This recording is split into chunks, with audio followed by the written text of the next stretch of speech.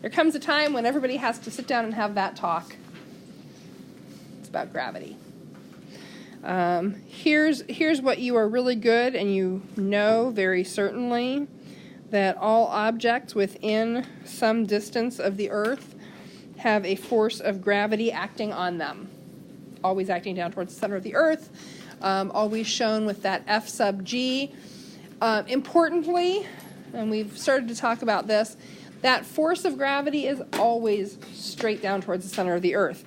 Even if the object is on a slope, even if the object is tilted, the force of gravity is not. This is badly drawn, but y'all just have to deal with it. Force of gravity is always straight down. So sometimes we have to split it up. That's the easy part. The part that your book doesn't introduce until the last, like the third section of this chapter, but then you really kind of need to know it here, is the force that opposes gravity. So you should be aware that for every force there is an equal and opposite force, and that things that aren't moving have balanced forces on them. They have a zero net force. So if something is sitting on a table and it's not moving, let me put a table in here. There's a table of sorts. Then there has to be some other force that's being exerted up on the object. We call it normal force. Usually written as F sub n.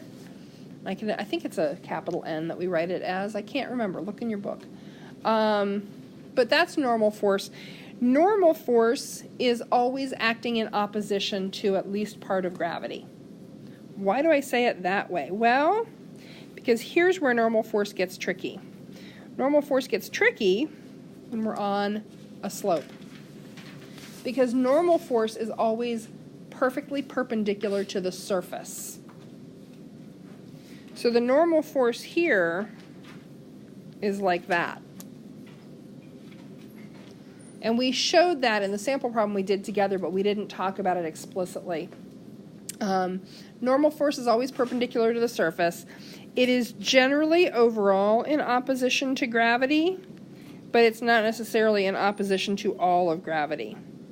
So here we have FGY and we have FN. Maybe it's a lowercase. I don't know.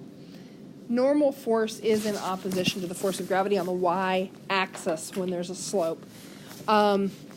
This is really helpful because if we don't know the mass of something, we can figure it out by working backwards through f of gy. And we'll come across a few problems like that.